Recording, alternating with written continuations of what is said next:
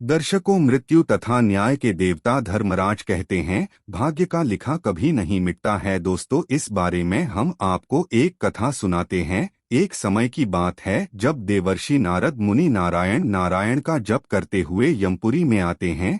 तब उन्हें आता हुआ देख धर्मराज कहते हैं और कहते हैं, हे देवर्षि नारद, आपका स्वागत है। कहीं अवश्य कोई महत्वपूर्ण प्रश्न लिए आज आप यहाँ पधारे होंगे। तब नारद मुनि कहते हैं, हे धर्मराज, आपको मेरा सादर प्रणाम। मैं आज मेरी एक शंका को लिए आपके पास आया हूँ। हे धर्मराज, आप तो त्रिकालदर्शी हैं और आप ही हर प्राणी के पाप और पुण्य का लेखा जोखा रखते हैं। हे धर्मराज, आज मैं मनुष्य के भाग्य के बारे में जानना चाहता हूँ। तब मुस्कुराते हुए धर्मराज कहते हैं, हे देव मुनि, आप अपने प्रश्न को निसंकोच होकर कहें, मैं अवश्य ही आपकी जिज्ञासा को शांत करूंगा। तब नारद मुनि कहते हैं, हे यमराज, मैं जानना चाहता हूँ कि क्या भाग्य का लिखा बदला जा सकता है। तब यमराज कहते हैं, हे मुनीश्वर, प्राणी चाहे कितना भी प्रयास क्यों ना कर ले, उसे अपने कर्मों का फल तो अवश्य ही भोगना पड़ता है। चाहे मनुष्य कितना ही प्रयत्न कर ले, लेकिन वह कभी अपने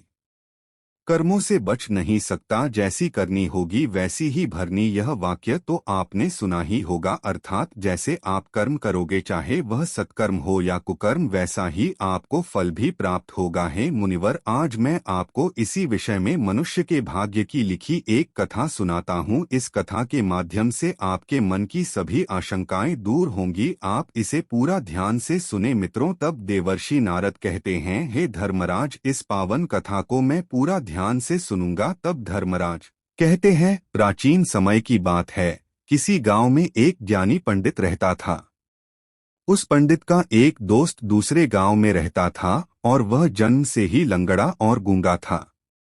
एक दिन पंडित अपने उस दोस्त से मिलने के लिए घर से निकला। उसके दोस्त का गांव वहां से काफी दूर था। वह ज्ञानी पंडित रास्ते में जा ही रहा था कि उसे अचानक एक आदमी मिला। वह आदमी भी उस पंडित के साथ साथ चलने लगा। पंडित ने भी सोचा कि रास्ता बहुत लंबा है, इस आदमी के साथ बातें करते करते रास्ता आसानी से कट जाएगा।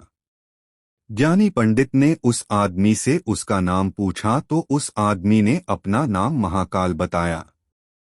अब पंडित और महाकाल दोनों साथ साथ चल रहे थे कि रास्ते में एक दूसरा गांव आया। तब महाकाल ने उस पंडित से कहा कि तुम आगे चलो, मुझे इस गांव में एक पहचान वाले से थोड़ा सा काम है। मैं काम खत्म करके अभी आता हूँ। थोड़ी ही देर में गांव में एक भैंस ने एक आदमी को मार दिया और यह खबर पूरे गांव में फैल गई। कुछ ही देर में महाकाल पंडित के पास वापस आ गया। वह दोनों साथ साथ आगे बढ़ने लगे। थोड़ी दूर जाने पर रास्ते में एक और गांव आया तो महाकाल उस पंडित से बोला कि इस गांव में थोड़ा सा काम है, तुम चलो, मैं काम खत्म करके आता हूँ। उस आदमी के जाने के कुछ ही समय के पश्चात उस गांव में आग लग गई। वह पंडित अब सोचने लगा कि यह आदमी जहां जहां जाता है वहां पर कोई ना कोई बुरी घटना जरूर घटती है। उस पंडित ने महाकाल से पूछ ही लिया कि भाई, तुम कौन हो? तुम जहां भी जाते हो वहां कोई ना कोई बुरी घटना जरूर होती है। पंडित की बात सुनकर महाकाल बोला कि मैं यमदूत हूं। मनुष्यों के प्राण हरण करना मेरा काम है। उसके बाद पंडित ने महाकाल से पूछा कि तुम यमदूत हो तो यह बताओ कि अगली मृत्यु किसकी होने वाली है।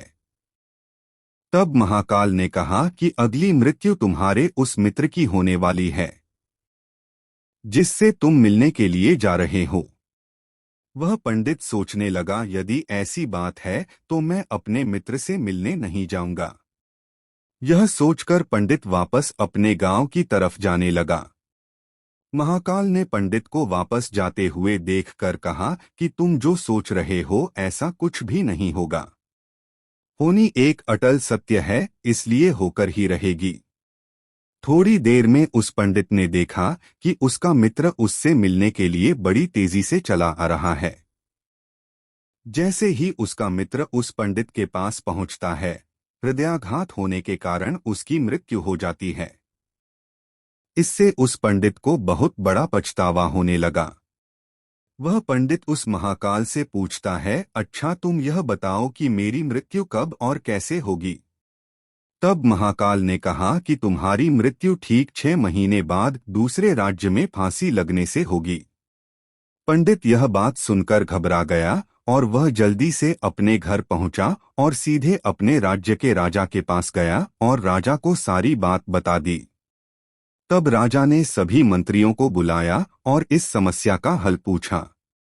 सभी ने सोचने के बाद यह हल निकाला कि वह पंडित इसी राजमहल में 6 महीने तक रहेगा। राजा ने पंडित के लिए राजमहल में ही रहने की व्यवस्था करवा दी। धीरे धीरे समय बीतता गया।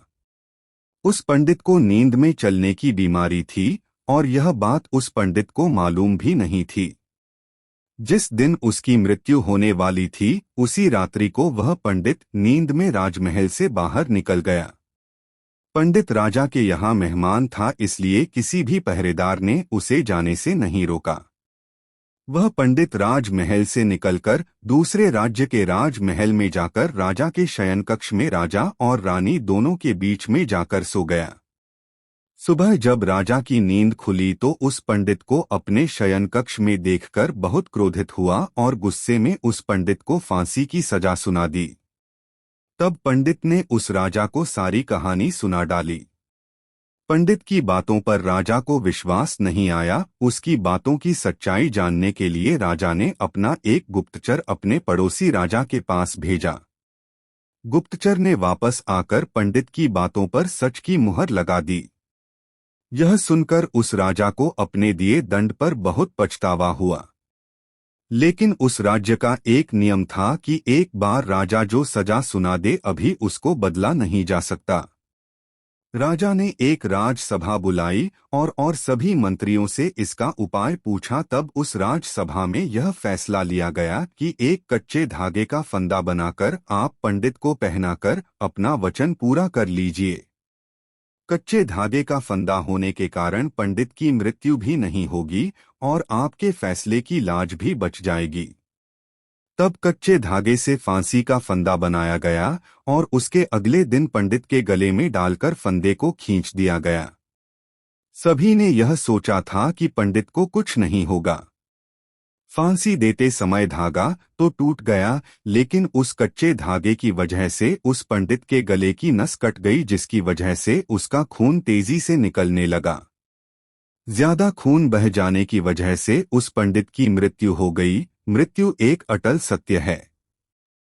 मृत्यु से कभी घबराना नहीं चाहिए। हर जीव अपने किए हुए कर्मों के अनुसार निश्चित समय के लिए इस संसार में आता है।